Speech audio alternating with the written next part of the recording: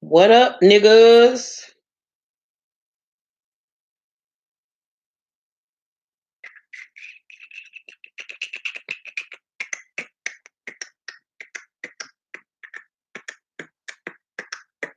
I'm doing great, la D. Hello, hello, hello. Hello, friend. Don't trip, set it. Sorry you haven't watched it yet, Ash.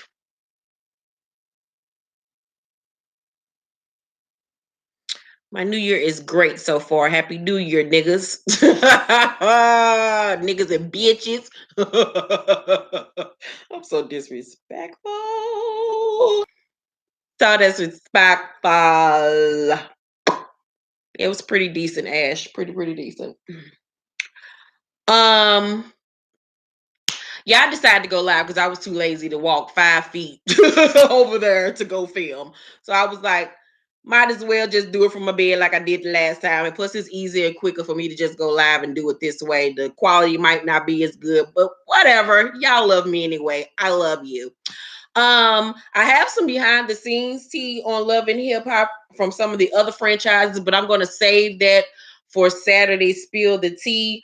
But I will talk about if you've been living under a rock, Safari and Erica Mena are engaged to be married. I think the bitch is pregnant. We're going to find that out sooner or later. But congratulations to them niggas. Do I think it's going to last? Hell to the damn no, because that bitch is crazy and he deserved better, but he like hoes, so he getting what he got. So congratulations to them niggas. But let's get into my review though. Because we got a lot to digest because this episode, season premiere episode, was jam-packed with a lot of shit to talk about. I need to drink no soda, drink some water. Drink some water.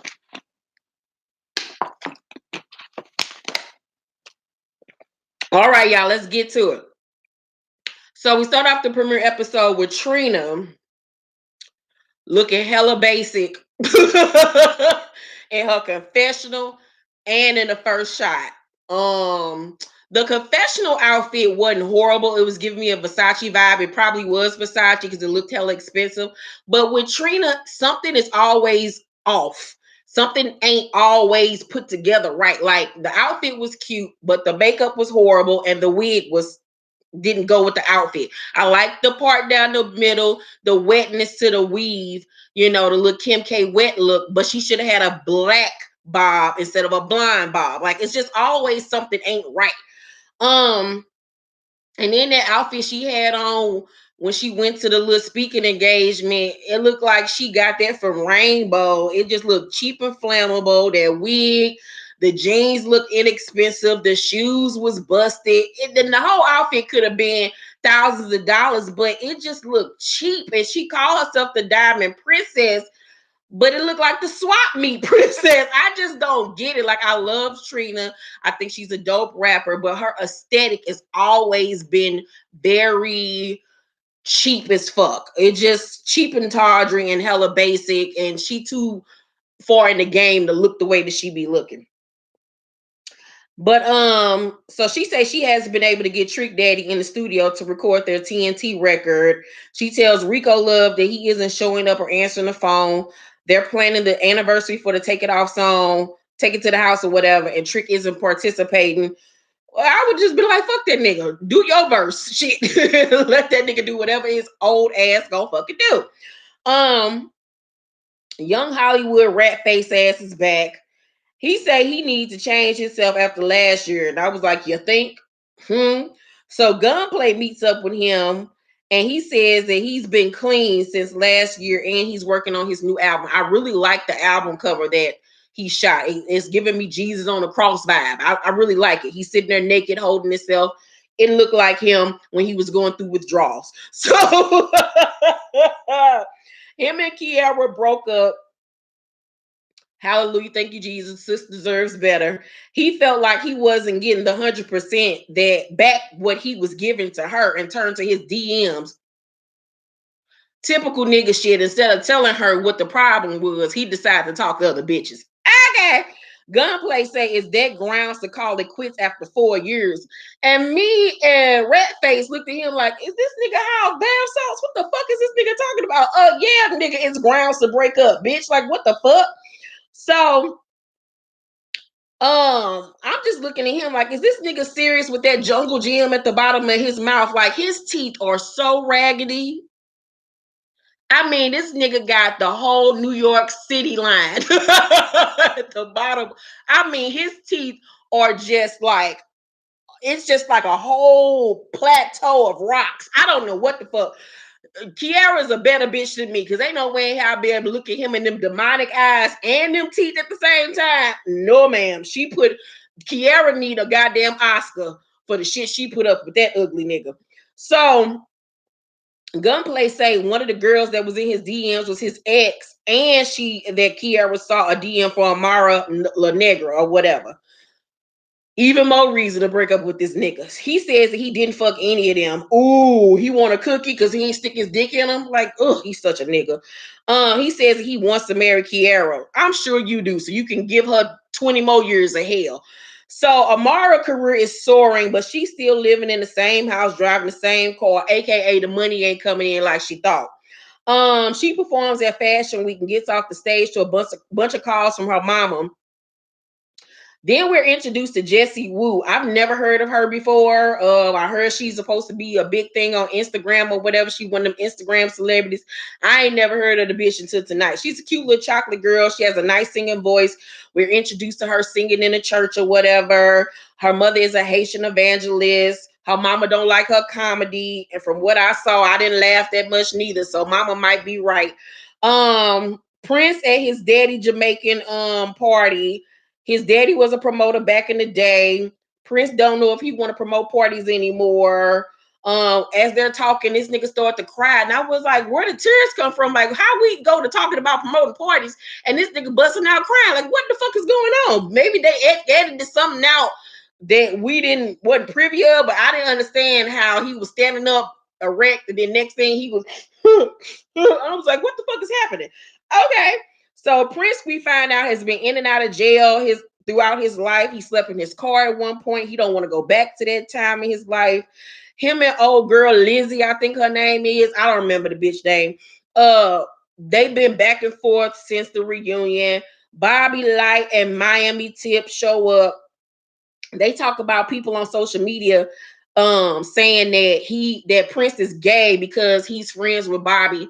And that's so ignorant for people to think that this man is gay because he has a gay friend. That's so stupid, but people are ignorant as fuck. You can be a straight man can be friend with a gay man. It don't mean the fuck that he's gay. Like, grow up, people. Prince steps away and tells Bobby Prince step away. Him and his father like step off to the side. And then Bobby tells Miami Tip that JoJo said Prince isn't really her friend and he only trying to get close to him because of the perks of being his friend. Now remember that, because when we heard JoJo's side of the story, it's something totally different. And this is why I don't like people, because people will switch up shit in a minute on your ass. Switch up shit. And by people, I'm talking about Bobby messy ass.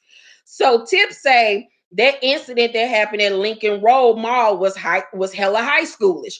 Bobby say, what was high school? Him taking my hat off or me chasing him? So then we see this vlog footage of them in some street in Miami where it's, the shopping center or whatever. Prince runs up behind him, snatches off his hat and starts running. Bobby hurt isn't cut, but it ain't terrible. It wasn't like, oh, what the fuck is going on with his head? But he took his hat off. He started running. Bobby started chasing him. There's hella people outside. He running hella fast, and he ends up running into one of the storefronts and falling on the ground, busting his ass in front of everybody. And then you heard Bobby say, I'm going to fuck this nigga up. Like, he was pissed off because he had failed. And he was pissed off because Prince had took his hat off. But I didn't really see, like, what was such a big deal, but I don't know. So Tip say she might be jealous of y'all, and you tripping right now talking about JoJo might be jealous of Prince and Bobby Light's friendship. That I don't believe at all.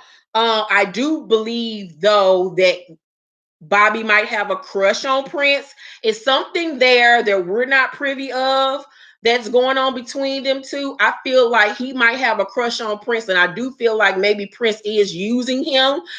I think that might be the case, but we'll see as the season goes on, like what really is the problem. So Amara goes home to check on her mama. Her mother burned her hand because she left a candle on all night. Woke up to smoke and fire in the house. She tried to put the candle out with her hand and ended up burning her whole hand, y'all. They showed photos of her hand. Her hand was fucked up. It was blisters and shit all over her hand. And then when the blisters popped, she had skin that was gone. It looked horrible. So her hand is wrapped up. I felt so bad for her mama. Um, Amara gets on her for doing that. She's like, that was dumb, mama. Like, why the hell would you do that? And she just feels Amara feels like, she thought that things would be different now that she has fame, but things are really pretty much still the same for her. She's still going through the same struggles that she was going through when we were introduced to her last season. Um, Prince line, Prince seems gay even without Bobby. Have y'all noticed JoJo with these tired ass wigs on Millionaire My Ass?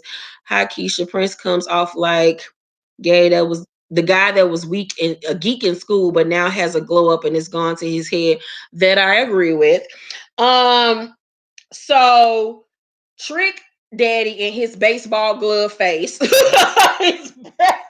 going to hell because I know that man got an illness. He playing craps with all his peoples. Young Hollywood and Gunplay are there. Young Hollywood introduces him to some rapper by the name of Chaotic. I really like that name. I'm gonna use that in the book. But Trick already didn't heard of the dude or whatever. Trick say that Trina been sending him music, but it's not the music that their fans expect from them. His phone ringing, it's Trina trying to call him, but he don't answer the phone. So then we switch to Trina in the studio, hanging up the phone and telling the engineers, like, see, I tried to call him, he ain't answer the phone. She says that she's been giving him records. They tell her that he been saying that ain't true, and that the reason why the album ain't moving along is because of Trina. She decides at this point just to say fuck the TNT album and do her own thing and work on her own project, which I would have did like 5 phone calls ago. Fuck Trick Daddy. So JoJo isn't talking to her daddy still, and her mama are financially cut off. She and Amara talk. JoJo don't really have any friends in Miami besides Amara, but since Amara has been gone, she's been hanging with Bobby Light. Amara thinks that Bobby is messy and don't really fuck with him like that. But at this point, her and Bobby had already fell out by the time they started filming season 2. Because I, followed Amara, and I remember how the whole thing was played out.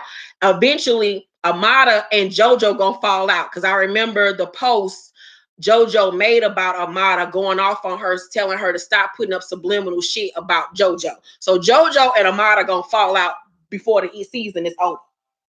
So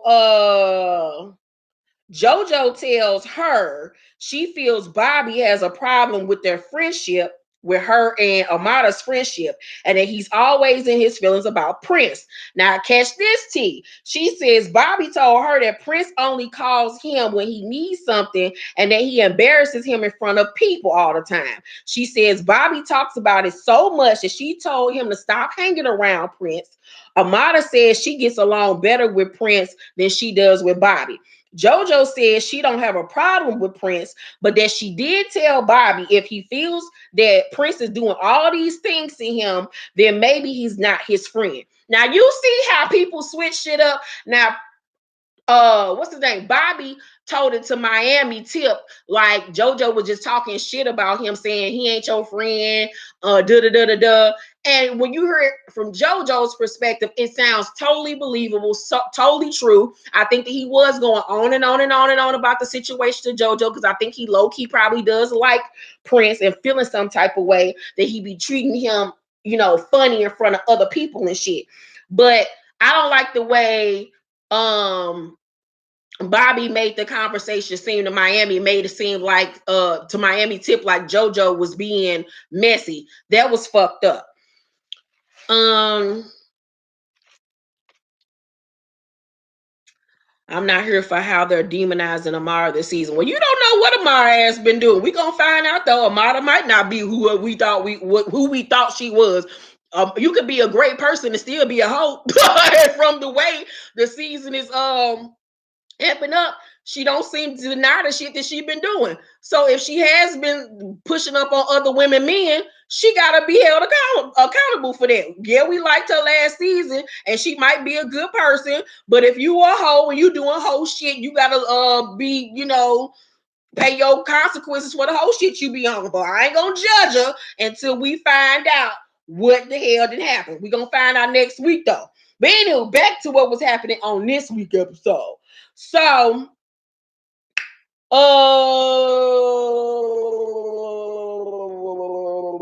Amara tells JoJo to just stay out their whole situation. I agree with Amara.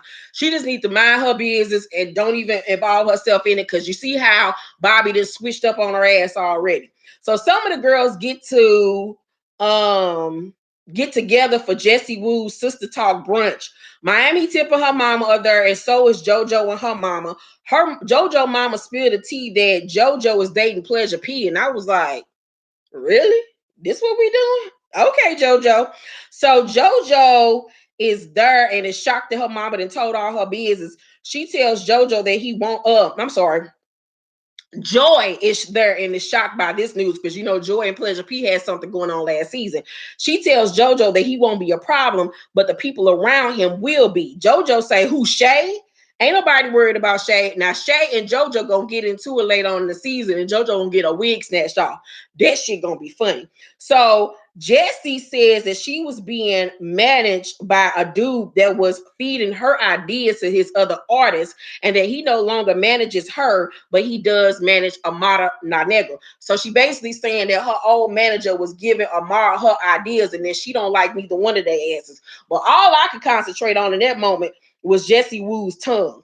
And I took a screenshot of this shit because I'm like, either this bitch is dehydrated or she don't brush her tongue. So I wanted y'all to be the judge of this shit. Here is her tongue.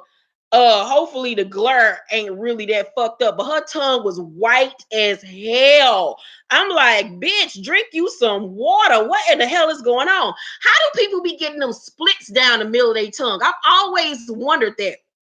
Like, how do people be getting that crack down the middle of their tongue? What is that shit about? I don't understand it. Hold up. Let me see. Hopefully y'all can see it better. Hold up.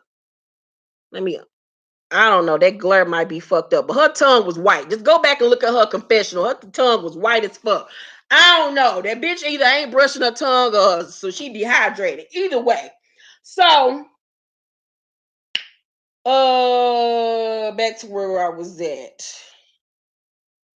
She says her ex-manager, Julian, gave Amara her ideas. Hey, Cam. She says that when she met Amara, she was with her man, and that when she left the table and came back, her nigga told her that Amara asked him if he'd ever cheated on her. And he was like, nah. And she kept on basically like probing and, trying to push up on him, and he just walked away. Miami Tip says she just did this with Kiera and Gunplay. She got in Gunplay DM and was flirting with Gunplay. Jozo says she gonna talk to her because she don't fuck with hoes that do shit like that because she a real bitch. Miami Tip didn't bring up, well, if you a real bitch, then Bobby said that you said such and such about Prince. JoJo said, did you hear anything? Were you there? I heard a million things about you. Now she was about to spill the tea that Bobby been talking shit about Miami Tip to her. See, Bobby is a messy little queen. Bobby messy as fuck. But see, Miami Tip was too busy trying to stick up for Bobby that she wasn't absorbing what the fuck was coming out of JoJo's mouth. Miami Tip gets mad and say, I'm about to go. Come on, mama, let's leave. But all I could focus on once again in this scene was JoJo looking like the Wicked Witch of the West. I had to take a screenshot of Sid's face at this one pivotal point because I was like, JoJo wasn't this funny looking last season. I don't know if it's because she gained weight or something, but she looked hella bad this season. Like, look at her. Like, this is no Photoshop, nothing. This was just a screenshot from my television. This was this girl's face. Look at how her face looked. She looked like an old Wicked Witch of the West. This girl younger than me. She in her 20s looking like this. I was like, JoJo, no. What is going on with her face? I don't know if she like getting hella fillers in her face, but her face looking hella gummy. She need to leave it the fuck alone. Stop putting that shit in her face. Like she looking terrible. Like she need to stop. Not y'all saying she got gout. Not y'all saying that girl got gout. Y'all so ignorant. I hate y'all. I ain't say that, JoJo. If you watch my review, that's them. That's the T Squad's members. They said that about you. So Gunplay goes to talk to Kiera at her crib. Kiera ain't got no bra on and got on this green halter spandex dress. Kiera got big titties, and Kiara titties don't sit up. Them titties was sitting down like two dog ears.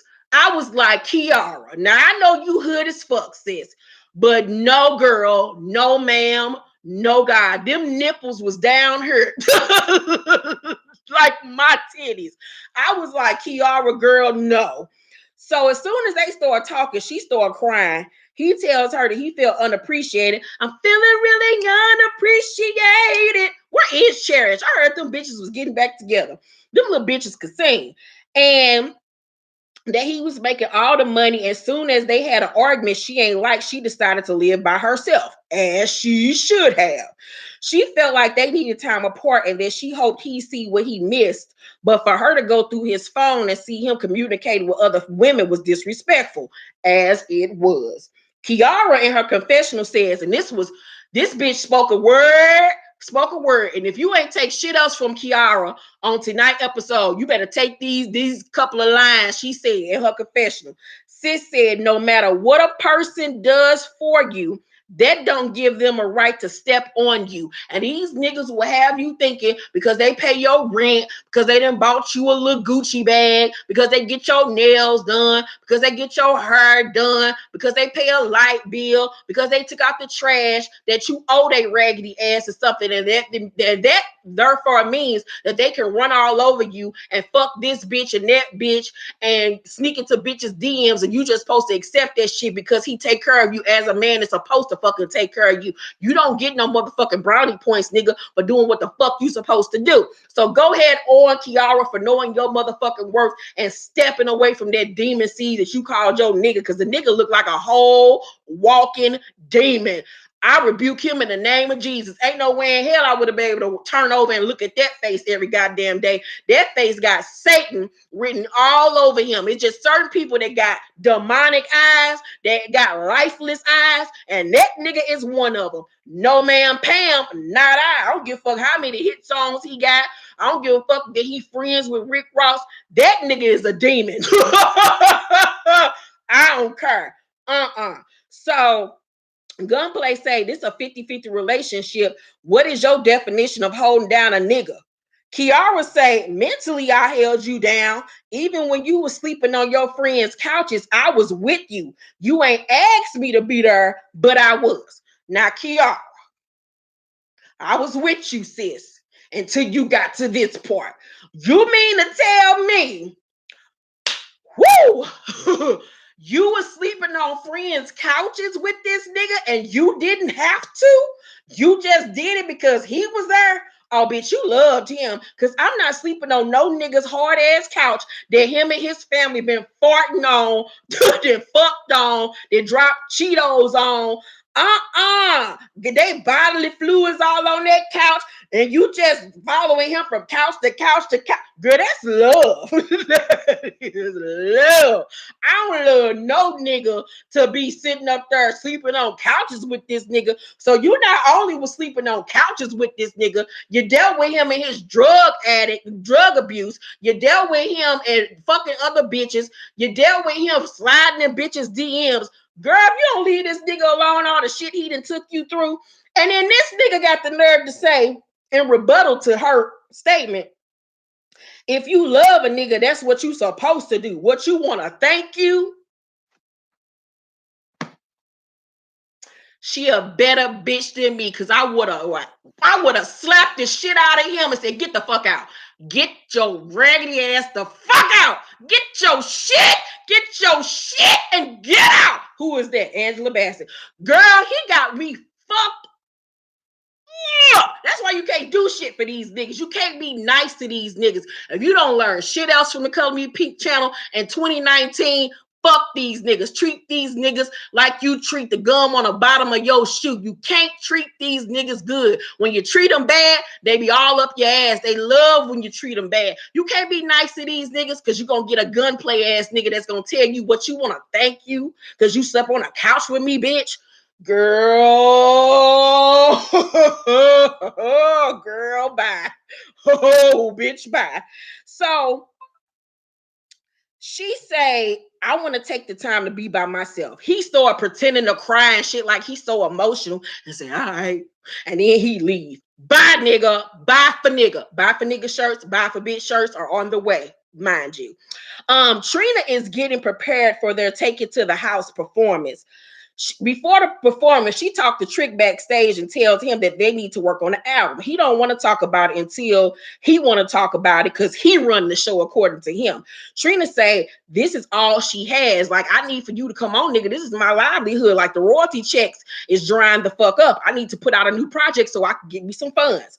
So if you don't know, like a person like that's in the entertainment or, you know, literary industry, we get paid off of royalties. I get paid off of royalties. I don't get paid every week or every 2 weeks like, you know, regular working people. I get paid once a month royalties from my books. It's the same thing for an artist. They get paid once a month for the shit. They might get paid every 6 months because they under a contract. Like when I was signed to a publishing house, you get paid every 6 months. So you waiting every 6 months for a fucking check.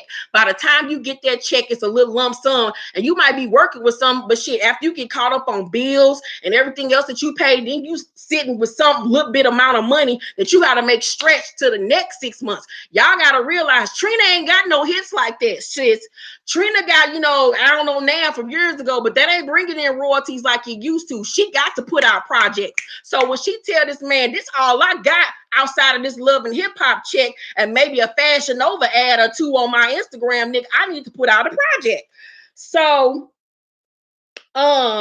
she say, they go to perform, and it's a bunch of Love and Hip Hop extras in the audience because it's not a real performance that they actually perform somewhere. Trina put together, however, her own playlist. So after they get done performing, Take It to the House, the DJ start performing one of her songs. Trick get mad and tell the DJ to cut the music. He walk off stage and say she already showed up 3 hours. Now she's trying to pay her own music. He walk off mad. Trina is backstage screaming and hollering, saying her shit is better than this bullshit, and everybody need to leave her the hell alone. She's screaming. She say this guy's disrespectful. I'm tired of his bullshit. She break down the store crying to one of the producers, and we finally get to see a real genuine moment from Trina because last season, remember, she made sure we ain't know none of her damn business. That was a problem for us last season, that she really wasn't bringing it like we thought we were, like we thought she was. But this season, Trina is really giving us, you know, a really good storyline so far. So Trina tells the producer, the only person I needed was Trick, and he don't even want to, and he don't want a part of me, and I'm stressed out. The producer tell her, you know, it's okay not to be okay. You can't do anything if you're not 100%. And the episode goes off. So I give tonight's season premiere of Love and Hip Hop Miami